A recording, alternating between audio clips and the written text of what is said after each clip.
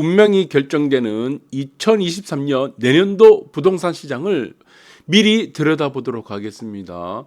내년에 특히 내년 후반 정도 될 겁니다. 하반기 정도에 내가 어떤 부동산을 가지고 있느냐, 보유하고 있느냐에 따라서 앞으로 여러분들의 운명은 결정된다.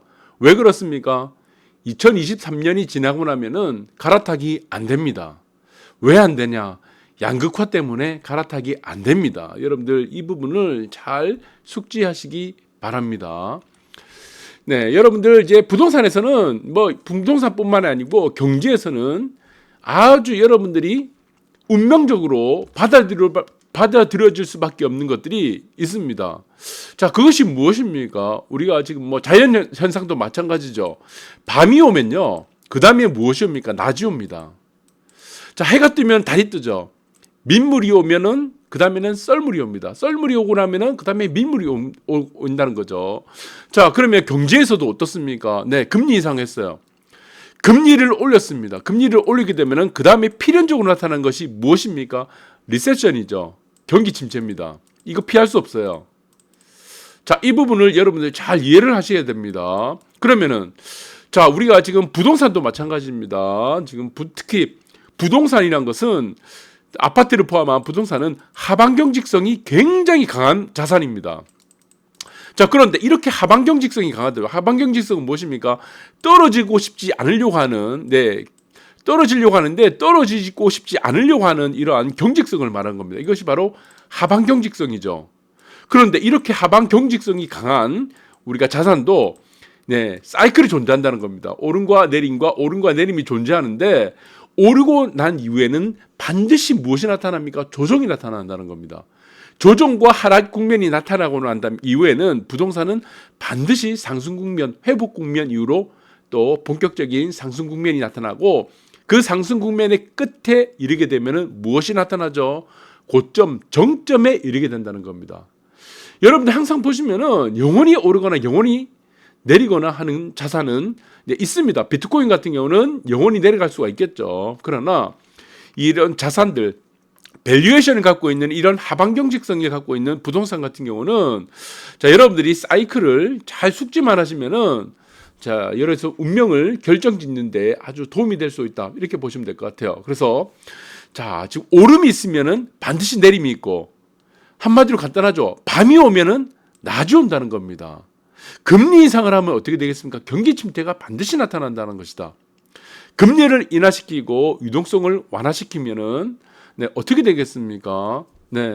경기가 살아날 수도 있겠죠. 그러나 여기서 물가 하락과 함께 나타나는 이런 디플레이션 하에서는 이런 디플레이션이라고 하죠. 경기도 침체하고 물가도 하락하는 이런 디플레이션 하에서는 금리 하락이 무엇이 됩니까? 금리를 아무리 내려도 경기가 회복하지 않습니다. 여기서 아주 특이한 현상이 나타나게 됩니다. 우리가 이것을 유동성 함정이라고 합니다. 유동성 함정. 이것을 우리가 유동성 함정이라고 하죠. 이 국면을 제외하고는 돈은 풀면은 어떻게 된다? 경기가 회복이 된다. 이렇게 보시면 될 것 같아요. 그래서 금리를 올리게 되면은 경기는 침체한다. 그래서 여러분들이 항상 착각을 하면 안 됩니다. 시세는 영원히 올라갈 때, 모든 사람들이 한 방향으로 얘기할 때는 그것은 고점에 다다랐다라고 생각하시면 되고, 모든 사람들이 한 목소리로 앞으로 부동산의 침체를 얘기할 때는 조만간 부동산은 회복기에 이른다고 보시면 될 것 같습니다. 자, 그래서 우리가 시세를 잠깐 보도록 하겠습니다. 이거는 비트코인 시세예요. 제가 이거는 부도 차트라고 말씀드렸죠. 왜 지금 제가 이 차트를 말씀드리는지 한번 눈여겨보시기 바랍니다. 이 차트입니다. 차트. 자, 여러분들 차트의 의미가 무엇입니까? 차트가 가지는 의미가 뭐죠? 후행성이죠. 후행성. 차트는요, 미래를 보여주지 않습니다. 미래를 절대로 보여주지 않는다. 자, 이것은 다른 말로 말씀드리면 무엇입니까? 과거에 지나왔던 경로입니다. 이거는 궤적이죠, 궤적. 자, 이 비트코인이라는 것들이 이 가상이죠. 이거는 자산이 아니죠. 가치가 없죠. 가치가 없는 가짜 돈입니다. 가짜 돈이 지나온 궤적을 보여주고 있다는 겁니다. 자, 그러면은 이 궤적을 여러분들이 지나온 궤적만 봐서는 앞으로는 대응이 하기 힘들다는 겁니다. 그러면 미래에 대응을 한다. 그러면 무엇을 알아야 되겠습니까? 총 세 가지를 알라고 그랬죠. 첫 번째가 무엇이죠? 네, 대등수치를 알아야 됩니다. 대등수치. 그 다음에 무엇입니까? 이 변화일을 알아야 되겠죠. 변화일. 그 다음에 무엇입니까? 마디를 알아야 됩니다. 마디. 네, 어디가 어디까지 오르고 어디 국면에서는 내려가는 국면이다. 그러니까 비트코인 같은 경우는 8천만 원, 3,500만 원이 하나의 마디가 된다고 그랬죠. 그래서 제가 이거 3,500만 원이 내려오게 되면은 무조건 이거는 절대 깨질 수 없다고 그랬죠. 그럼 그 이후에 나타나는 국면이 무엇이냐? 네, 내림에서 나타났던 절반 국면, 그 다음에 이전에 8천만 원 살짝 돌파된 국면라고 보시면 되는데, 자, 이것을 제가 왜 비트코인의 시세에 대해서 왜 말씀드리겠습니까? 네, 부동산도 마찬가지다. 여러분들 아파트도 마찬가지예요. 아파트도. 비트코인 같은 경우는 결국에는 무엇이라고 했습니까? 뭐랬어요? 그랬죠. 결국에 무너진다 그랬죠. 이것이 결국에는 영원으로 수렴한다고 했는데, 아파트 같은 부동산은 무엇입니까? 영원으로 수렴이 안 돼요. 영원으로 수렴할 수 있는 곳도 있습니다. 외곽 쪽 앞으로는. 수도권 외곽은 여러분들 조심하시라고 말씀드렸는데, 자, 그것은 지금 당장 일어나지 않습니다. 10년 후에 일일 거예요, 아마. 10년 후에 일일 건데 미리 걱정할 필요는 없을 겁니다. 그런데 자, 여러분들 보시면은 아파트와 같은 이런 부동산이 사실은 영원으로 수렴하기는 굉장히 어렵습니다. 자, 그러면 이 말이 무엇입니까? 네, 이것도 마디가 존재한다는 겁니다. 마디가. 또 하나 무엇입니까? 대등수치가 존재한다는 겁니다. 대등수치. 그 다음에 변화일이 존재한다는 겁니다. 변화일. 이거 다 말씀드렸죠. 지난 시간에. 자, 아파트는 지금과 같은 부동산은 어떻게 된다고 했습니까? 네, 결론적으로 말씀드리면은 내년 2월에서 3월이라고 했죠. 내년 2월에서 3월이 되면은 더 이상 시세가 내려가고 싶어도 내려가기 힘들어요. 뭐 완만한 아주 얀만한 이 약보합 정도라든가, 네, 강보합 정도, 네, 그래서 횡보라든가 보합 정도 왜 시세를 유지를 할 수 있어도 지금과 같은 이런 급락하는 패턴이 나오긴 굉장히 힘들다는 겁니다. 그러면은 당장 2월에서 3월 정도가 됐어. 그럼 당장 상승합니까? 제가 아니라고 했죠. 상승도 못한다고 했죠. 왜 못합니까? 부동산은 무엇이라고 했습니까? 항공모함이라고 했죠. 항공모함. 자동차가 아니에요. 오토바이 아니에요. 주식 같은 경우는 그 다음날 미국장 올랐다고 해서 전날에 그 다음날 뭐 상한가 치기도 합니다. 그런데 부동산의 속성은 굉장히 무겁습니다. 이게 하방경직성이 강하지만 굉장히 이게 엉덩이가 무거워요. 상승하는 데는 시간이 상당히 소요된다는 것이다. 자, 그렇게 보시면 되는데, 그래서 만약에 이 국면이 지났다. 지금 내년 말 정도가 됐습니다. 9월 이후 내년 말 정도가 됐을 때는 한 11월 정도, 한 1년 정도 지나게 되면은, 자, 어떤 현상이 벌어지냐. 자, 이때부터는 세 갈래 길이 벌어지게 됩니다. 보합, 그 다음에 상승. 상승도 완만한 상승입니다. 그래서 급등하는 시세는 안 나옵니다. 여전히 하락하는 장이, 이런 세 가지 국면, 이게 A라고 치고 이게 B라고 치고 C라는 아파트가 생길 거예요. 자, 여기서 양극화가 갈리게 됩니다. 양극화.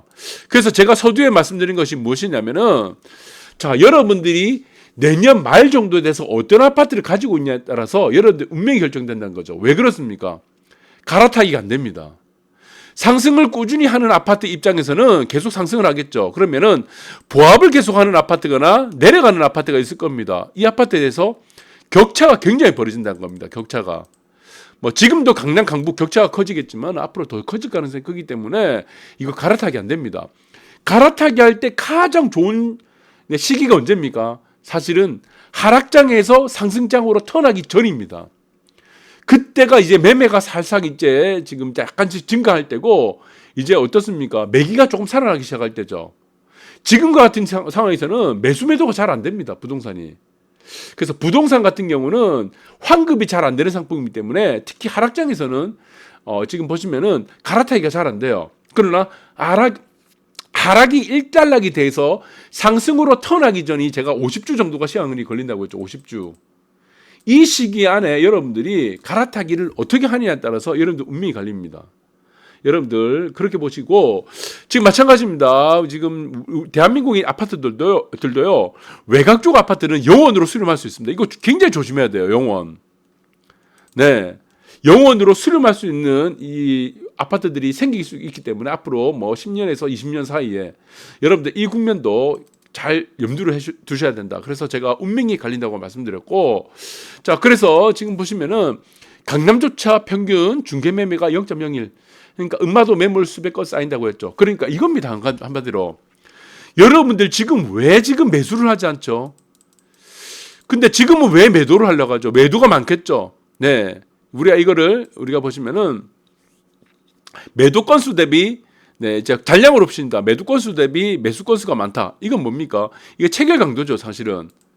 네, 매도량이 체결 강도가 많다. 이건 뭡니까? 강도가 크면 어떻게 되겠습니까? 당연히 시세는 하락하게 되겠죠. 그러면 왜 지금 사람들은 매수를 안 합니까? 매수를 하지 않는 두 가지 이유를 여러분들 숙지를 하셔야 된다는 겁니다. 첫 번째 이유가 무엇입니까? 왜? 더 떨어질 것 같으니까. 이거죠. 그러니까 예전에 상승기 때는 오늘이 가장 쌌죠. 그러나 지금은 어떻습니까? 오늘이 가장 비싸다는 인식이 크다는 겁니다. 그 인식이 발달된 것이 무엇입니까? 더 떨어진다는 겁니다. 더 떨어진다. 더 떨어질 거라는 이 불안감이라는 거죠. 공포. 사실은 네, 이 애니멀 스피리츠라는 이 동물적 감각이 있는 사람들은 모든 사람들이 더 떨어질 거라는 불안감이 쌓일 때가 그때 선취매를 하게 됩니다. 그 다음에 사람들이 또 매수를 하지 않는 이유가 또 무엇이겠습니까? 금리 부분이죠. 금리. 그러니까 여러분들이 금리 부담, 대출 부담이라는 이 금리 부담이라는 요인들 때문이 아니에요. 내가 여기서 아파트를 샀어. 실질적으로 지금의 현대 경제학에서는 80년대 이후부터는 지금 투자 시대라고 했죠. 지금은 실거주 100%라는 것 자체가 없습니다. 전월세 시장 빼고는요. 네, 아파트를 사는 것 자체가 아파트를 내가 실거주를 한다고 해도 이거는 다 투자적인 요소가 다 들어간다는 겁니다. 그런데 금리가 높다는 부분이 아니고 내가 투자해서 수익이란 부분이 수익을 내는 부분이 금리보다 높다는 확신이 없다는 겁니다.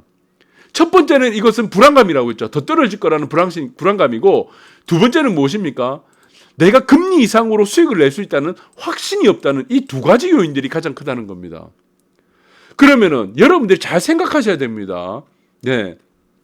시세가 마냥 떨어진다. 우리가 이 부분을 보셔야 되는데 제가 다음 페이지 잠깐 보겠습니다. 이제 1년 만에 아파트가 6억 떨어졌어요. 뭐 일부 지역입니다. 뭐 지금 수원도 대부분이 지역이에요. 지금 대한민국에서요. 아파트값 보시면은 지금 뭐 강남 일부 있죠. 한강변 아파트. 뭐 그리고 뭐 일부 아주 특수한 아파트를 빼고는요. 30에서 50% 하락을 했습니다. 지금 수원 집값도 지금 비명을 지르고 있죠. 기본적으로 30에서 50% 단기간에 떨어졌으니까. 뭐 11억 아파트 보시면은 지금 5억. 그러니까 지금 거의 한 60% 떨어졌어요. 동탕집값 하락세. 그러면 많은 사람들이 팔고 싶은 가격이 있을 거예요. 근데 갑자기 5억이 됐어. 여러분들 한번 생각해 보세요. 나는 지금 11억에 지금 호가에 주문을 했는데, 네, 주식이 아니니까 호가에 지금 매도를 지금 부동산에 신청을 했어. 근데 5억이 됐어. 그럼 매수하는 사람들은 기대치에 어디가 가 있습니까? 5억에 가 있죠. 이 사람은 5억에 거래됐으니까 맨 마지막에 거래된 가격만을 봅니다. 모든 사람들은. 그럼 어떻게 되겠습니까? 10억에 있는 사람들이 어떻게 되겠어요? 10억을 내리겠죠. 이 점점 내린다는 겁니다. 이 국면으로 간다는 겁니다. 그런데 여기서 이제 문제가 되는 거예요. 여러분들, 자, 다음 국면을 보시면은 여기서 이제 문제가 되는 게 이겁니다. 아파트 매수 심리 무너진다는데 이것이 문제가 되겠죠. 자, 그래서 여러분들이 보시게 되면은, 여러분들 보시면은, 지금 60%의 동탄은 60% 하락을 했고, 뭐 11억짜리가 5억이 됐습니다. 대부분의 아파트는 기본적으로 30에서 만약에 뭐 특이한 아파트들 제외하고는 더 오른 아파트, 신고가 치는 아파트도 있죠. 오늘 보니까 레미안 퍼스티지 신고가를 저게 됐는데, 한강변에 뭐 강남의 특수한 아파트들, 뭐 그런 데는 신고가를 계속 칩니다. 모든 아파트가 다 떨어지고 모든 아파트가 다 올라가는 시대는 이미 끝났다고 했습니다. 그런데 자, 여기서 보시기 바랍니다. 이게 지금 11억짜리 5억이 되고 기본적으로 아파트가 30에서 50%가 빠지는 하락하는 시기를 한번 보세요. 하락하는데 몇 년이 걸렸습니까? 이거 3개월 걸렸어요. 3개월.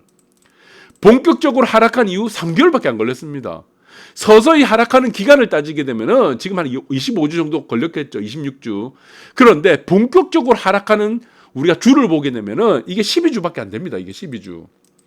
제가 그래서 20주 정도는 하락한다. 20에서 25주. 그러니까 이게 내년 2월에서 3월 정도가 되면은 이것이 무엇이라고 했습니까? 이게 네, 더 이상 하락하지 않는 국민이 나온다고 했는데 왜 하락하지 않는 국민이 나오느냐? 자, 3개월 만에 지금 보시면은 3년치 하락을 다 했다는 겁니다. 3년치. 그러면은 하락을 3년 동안 해야 될 우리가 하락 기간을 3년 동안 채워야 되겠죠. 뭐 9년 정도 올랐고 3년 정도는 하락을 해야 되는데 그럼 대등수치가 어떻게 되겠습니까? 비틀어진다고 했죠. 시간은 비틀어진다고 했죠. 9년이 올랐으면 하락 기간이 9년이 돼야 됩니다. 이것이 바로 대등수치예요. 근데 기본적으로 부동산은 어떻습니까? 하락 기간은 짧고 상승 기간이 기는데 기본적으로 3년 동안 내려야 될 시세가 3개월 만에 다 내려버리는 겁니다. 그러면 어떻게 되겠습니까? 대등수치가 줄어든다는 겁니다. 하락기가 줄어들게 돼 있어요, 이게. 여러분들은 9년이 올랐으니까 앞으로는 3년, 4년 더 내릴 거라고 생각하는데 이게 착각이라는 겁니다. 그래서 이거를 전문가들이 이런 부분들을 얘기를 안 해줘요. 왜? 모르기 때문에. 변화일에 대해서 대등수치에 대해서 얘기를 안 해줍니다. 그리고 가장 결정적인 거는 시세의 마디에 대해서 얘기를 안 해주는 거예요. 분석하기 싫으니까. 왜? 자기도 모르거든. 비트코인 말씀드렸죠. 3,500만 원에서 무조건 걸린다. 왜 말 못합니까? 모르기 때문인 겁니다. 마디를 몰라요. 시세는요. 부동산 특히 시세는 마디를 정확하게 알고 있어야 된다는 겁니다. 그래야지 무엇을 할 수 있다는 겁니까? 네, 시간을 알 수 있다는 겁니다. 시간. 그래서 내년 말 정도가 되면은 이 하락기는 다 끝납니다. 거기서부터 서서히 움직이는데 진짜로 본격적인 하락은 내년 2월에서 3월이 되면 이거 다 끝나요. 그럼 이 시기가 되면 어떻게 된다는 거죠? 더 하락을 하고 싶어도 하락을 못 한다는 겁니다. 내가 아무리 더 싼 가격으로 팔고 싶어도 이 싼 가격으로 팔 수가 없다는 겁니다. 그래서 여러분들이 그 다음에 여러분들이 생각해야 될 것은 무엇입니까? 2월에서 3월에서 내년 말까지는요. 어떻게 갈아타기를 하느냐에 따라서 여러분들 운명이 갈린다는 것이다. 이해가 되십니까? 자, 여러분들 한번 생각해 보세요. 네, 10억짜리 아파트가 있습니다. 이것이 지금 1억 원이 돼버렸어. 강남의 아파트가. 예. 근데 비강남의 아파트가 보시면 2억이에요. 이거 3개월 만에 마냥 내렸습니다. 예를 들어 3개월 만에 내렸어. 자, 여러분들이 아무리 하락을 하고 싶어도 1억이 됐어. 아무리 하락을 하고 싶어도 하락이 되겠습니까? 안 된다는 겁니다. 이것이 지금 내년 2월의 국면입니다. 이거 2월에서 3월, 조금 늦으면 3, 4월 정도 되겠죠. 이 국면이 이렇게 된다는 거다. 그래서 내가 아무리 좋아도 더 이상 상승을 하고 싶은데도 상승을 못하는 국면이 있습니다. 그리고 내가 아무리 이것을 싸게 팔고 싶어도 더 싸게 팔 수 없는 국면이 나온다는 것이다. 그 국면을 여러분들이 이해를 잘 하셔야 된다. 그래서 내년도는 저는 그렇게 생각합니다. 앞으로 인생을 좌우하는 국면이다. 여러분들 그렇게 보시기 바라고, 지금은 어차피 매매 안 됩니다. 네, 뭐 갈아타기고 뭐고 안에 다 뭐 필요 없어요. 뭐 금리라는 부분도 소용없습니다. 지금의 모든 사람들은 무엇입니까? 네, 지금의 모든 사람들은 부정론에 빠져 있고 비관론에 빠져 있다는 겁니다. 여기서는 매매 자체가 될 수도 있는 상황도 아니고, 그리고 아까도 말씀드렸지만 내가 아파트에 사는 데서 있어서의 이익보다 금리가 올라가는 금리에 대한 지불하는 요인들이 내가 더 이상 금리보다 더 많은 수익을 낼 수 있다는 자신과 확신이 없기 때문에 지금은 어떠한 행동도 할 수 없다. 그렇다면은 매기가 살아나는 국면이 내년 2월에서 3월 이후에 매기가 어느 정도 서서히 살아난다면은 그때부터는 무엇이 된다고 그랬죠? 이게 그 이후부터는 거래가 될 수 있다는 것이다. 이 거래가 되는 부분에서는 여러분들이 하락장을 계속 얘기한다, 폭락을 한다, 이런 유튜버들, 전문가들, 무슨 뭐 어디 뭐 증권사 어디 뭐 하버드 무슨 대학 교수 나와서 얘기할 겁니다. 그거 다 귀를 닫으시기 바랍니다. 세 갈래로 나뉜다고 했습니다. 상승을 꾸준하게 하는 아파트가 등장할 거고, 내년 말 이후부터는 그 다음에 무엇이죠? 오르지도 내리지 않는 보합, 횡보하는 아파트가 생길 거고 하락하는 아파트로 나눠질 거다. 항상 말씀드리지만 대한민국에서 이제는 모든 아파트가 올라가고 모든 아파트가 내려가는 아파트가 없습니다. 그것이 내년 말까지 여러분들이 선택지에 따라서 여러분들은 운명이 갈린다. 그렇게 보시면 될 것 같습니다. 감사합니다.